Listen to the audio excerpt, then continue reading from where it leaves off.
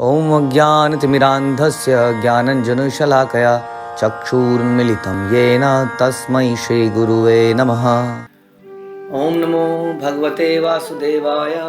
ॐ नमो भगवते वासुदेवाय। ॐ नमो भगवते वासुदेवाय। श्रीमद्भागवतम तीसरा कैंटो 7वां अध्याय 36वां श्लोक। और हम चर्चा कर रहे थे किस प्रकार से विदुर बहुत सारे प्रश्न पूछ रहे हैं और उससे विदुर की जिज्ञासाएं दिखती हैं कि कितने उत्साहित हैं, कितने आनंदित हैं इन प्रश्नों को पूछने में। और हम लोग भी बड़े आनंदित हैं और हम लोग भी इंतज़ार कर रहे हैं कि मैत्रेय ऋषि किस प्रकार इन प्रश्नों का उत्तर देंगे। लेकिन अभी ये प्रश्न थोड़े और कंटिन्यू करते हैं। 36वां श्लोक। अनुव्रतानाम शिष्याणाम पुत्राणाम च द्विजोत्तमम उत्तम अनापृष्ठम अपि ब्रूया गुरुवः दीनवत्सला। हे ब्राह्मण श्रेष्ठ, जो गुरुजन हैं वे दीनों पर अत्यंत दयालु कृपालु रहते हैं। यस, ऐसा बताया जाता है कि भगवान से भी ज़्यादा दयालु भगवान के भक्त होते हैं। ऐसा हम देखते हैं कई लीलाओं में हमने देखा किस प्रकार से जगाई मदाई दो बहुत ही बड़े बदमाश गुंडे थे। सारे तरह के जीवन में अपराध अगर कोई हैं तो उन्होंने कर रखे थे। हाँ, और नित्यानंद प्रभु उनको प्रीच करने जाते हैं क्योंकि चैतन्य महाप्रभु का आदेश था, यारे देख तारे का कृष्ण उपदेश, जिसको देखो उसको कृष्ण का उपदेश करो। अब नित्यानंद ऐसे भगवान के भक्त हैं जो कि स्वयं बलराम हैं, जो भगवान की वाणी उनके लिए सब कुछ है। तो कहते हैं अच्छा जी ठीक है, मेरे मालिक ने कहा है कि जिसको देखो कृष्ण उपदेश दो। जाके इन शराबी लुटेरों के पास जाके प्रीच करते हैं और गुस्से में वो नित्यानंद प्रभु का सर फोड़ देते हैं मटके से। और चैतन्य महाप्रभु क्रोध में अपना चक्र उठा लेते हैं और तब नित्यानंद प्रभु उनके लिए भगवान से क्षमा मांगते हैं कि इनको क्षमा कीजिए। तो अक्सर ऐसा देखा जाता है कि भगवान से भी ज़्यादा दयालु भगवान के भक्त हैं, क्योंकि वो हर किसी को भगवान से मिलाना चाहते हैं। ऐसे बहुत सारे एग्जाम्पल हैं, वासुदेव विप्र न जाने कितने। तो इसलिए बता रहे हैं कि गुरुजन जो हैं दीनों पर अत्यंत कृपालु रहते हैं। यस, वो ऐसे, ये साधु लोग ऐसे हैं जो इनको अगर कोई मारता भी है, काटता भी है, तो उसको भी ये सलाहते हैं, भूल जाते हैं। जैसा हम अक्सर सुनते हैं कि साधु को कोई बिच्छू काटता है, बिच्छू पानी में गिर जाता है, वो उसको फिर से उठाता है। और इस प्रकार से देखते हैं कि हम लोग भी कई बार अपने गुरुजनों के साथ गलत व्यवहार कर देते हैं और उसको भूल के फिर से हमें अपना लेते हैं। लेकिन ध्यान रखिए, ये बड़ा संगीन विषय है क्योंकि भगवान इस चीज़ को कभी नहीं भूलते। भगवान इसको कभी नहीं भूलते। और जो उसका जो हश्र है उसको कहीं ना कहीं आगे जाके उसको कर्मों के अनुसार उसको मिलता ही है वास्तव में। इसलिए we have to be very careful कि हम किसी का दिल ना दुखाएं इस प्रकार से। तो ब्राह्मण श्रेष्ठ बोलते हैं, ब्राह्मण श्रेष्ठ, जो गुरुजन है वो दीनों पर अत्यंत कृपालु रहते हैं। वे अपने अनुयायियों, शिष्यों और पुत्रों के प्रति सदैव कृपालु होते हैं और उनके द्वारा बिना पूछे ही सारा ज्ञान प्रदान करते हैं। बड़े ही इंटेलिजेंटली प्रश्न पूछ रहे हैं कि आप मुझ पर दयालु बनिए। मुझ में इतनी क्षमता नहीं है कि मेरे को ये तक नहीं पता कि मुझे प्रश्न क्या पूछना है। इसलिए आप कई ऐसे प्रश्न भी होंगे जो मैंने नहीं पूछे होंगे, जो मुझे पूछने चाहिए। कृपया आप उसको बताएं। एक टीचर जो होता है वो पढ़ाता है बच्चे को, तो केवल प्रश्नों के उत्तर नहीं देता है कि नहीं। वो पूरी क्लास पढ़ाता है और एंड में कुछ प्रश्नों के उत्तर देता है। लेकिन वो ऐसा नहीं कि आज जब मैं बैठ गया हूँ, आप लोगों के जो प्रश्न है पूछिए। जैसे मैं क्लास लूँ और बैठ जाऊँ, जी बताइए जी, आपको कल पढ़ने के लिए बोला था गीता का चैप्टर भागवतम, अब आपके कोई प्रश्न है तो बताइए, और नहीं है ओके जी हरे कृष्णा। ऐसा तो नहीं करते ना। तो क्या करते हैं, वो खुद से बताते हैं, कई सारी बातें बताते हैं और उसके ऊपर कुछ प्रश्न हो भी सकते हैं। कई बार कोई व्यक्ति एक प्रश्न पूछता है, उसके प्रश्न में कई लोगों के कई सारे आंसर होते हैं, वो सारे आंसर को कवर करते हैं।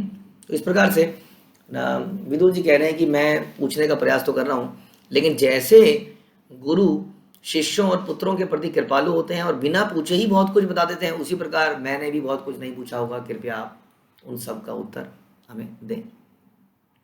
तत्वानाम भगवंस्तेषां कतिधा प्रतिसंग्रकम तत्रेमं का उपासिरंक उ स्विदनुशेरते।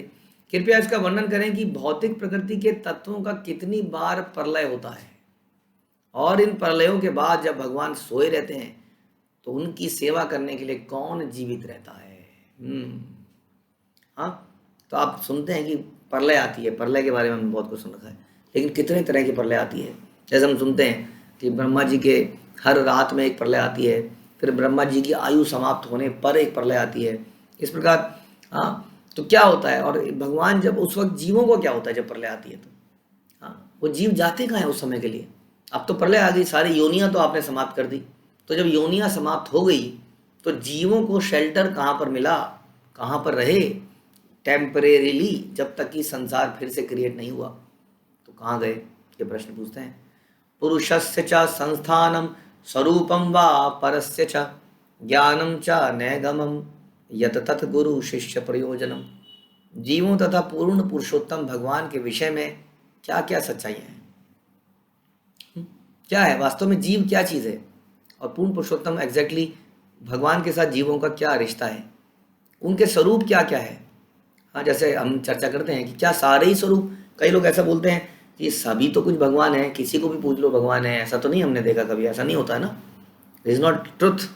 हर चीज़ भगवान नहीं है, हर चीज़ भगवान की शक्ति ज़रूर है, हाँ, लेकिन भगवान स्पेसिफिकली कुछ हैं, उनके कुछ विस्तार हैं और कुछ जीव शक्तियाँ हैं। तो देवी देवता हैं या कुछ और चीज़ें हैं, वो जीव हैं जिनको कुछ शक्तियाँ मिली हैं, लेकिन वो भगवान नहीं है। उनके स्वरूप क्या क्या हैं, वेदों में ज्ञान के क्या विशिष्ट मूल्य हैं, और गुरु तथा उनके शिष्यों की अनिवार्यताएं क्या है गुरु के लक्षण, और क्या है शिष्यों की क्वालिफिकेशन, जिसके आधार पर वो एक अच्छा शिष्य बन सकता है, वो भी बताइए।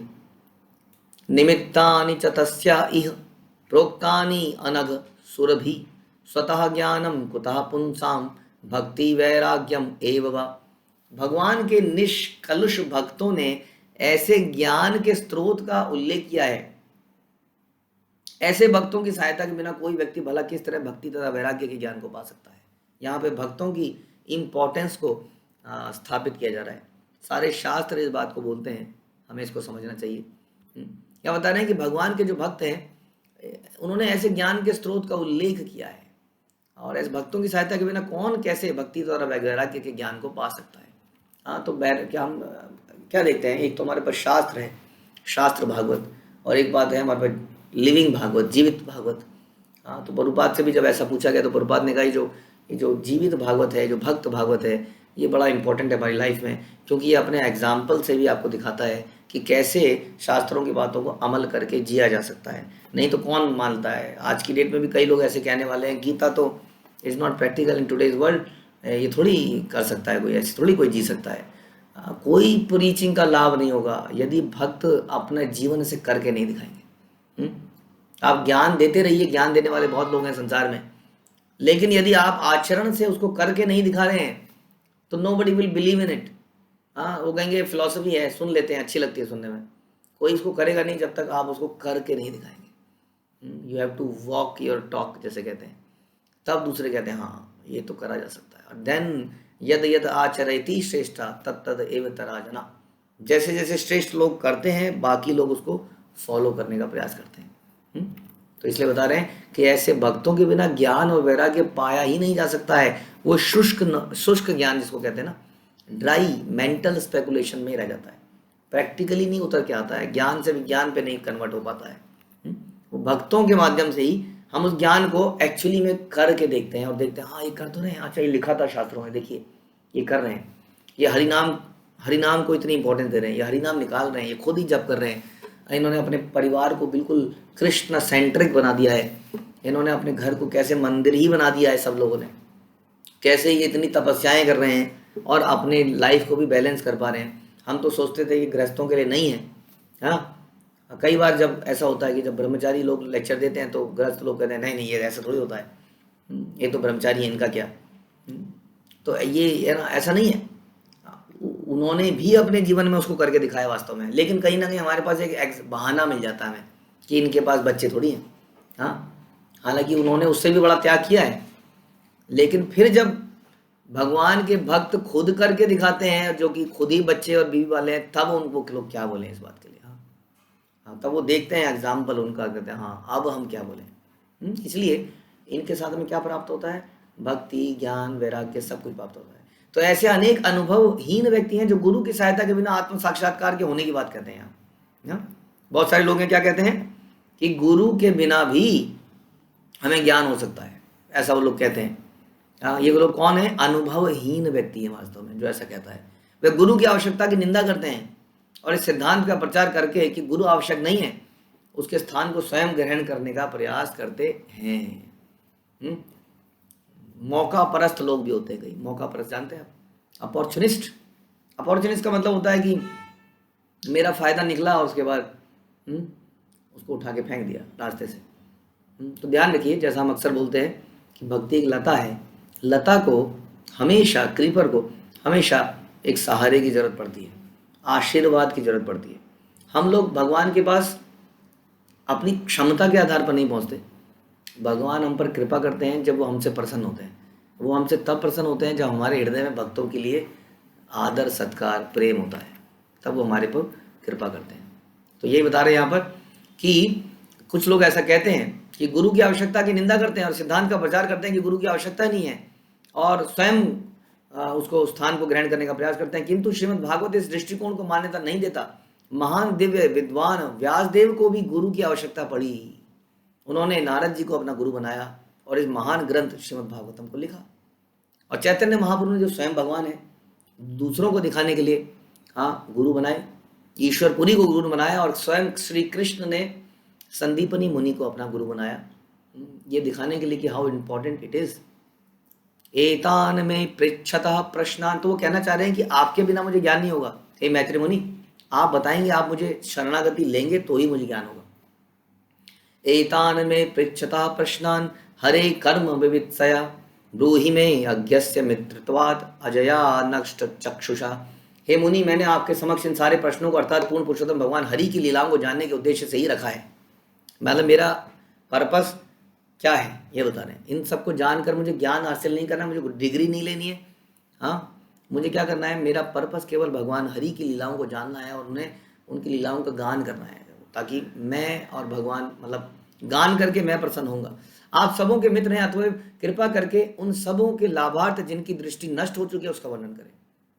क्योंकि ये सारी चीज़ों के बारे में नारद विदुर जी को बहुत ज़्यादा ज्ञान था। विदुर जी ऑलरेडी बहुत बड़े भक्त थे, लेकिन फिर भी भक्त लोग ऐसे प्रश्न पूछते हैं ताकि आम जनता का लाभ हो सके, इसलिए बोल रहे हैं कि मैत्री ऋषि, आप सब जानते हैं, उन लोगों के लिए बोलिए जिनकी दृष्टि नष्ट हो चुकी है, जिनकी आंखें तो हैं लेकिन उन आंखों से वो संसारी चीज़ों को देखकर उनके प्रति अट्रैक्ट हो रहे हैं, लस्टी फीलिंग डेवलप कर रहे हैं, ग्रीडी बनते जा रहे हैं, इसलिए उनकी रियल दृष्टि नष्ट हो चुकी है। वो रियल चीज़ को देख नहीं पा रहे हैं, इस संसार को के पीछे क्या है, इसके बनाने का पर्पस क्या है।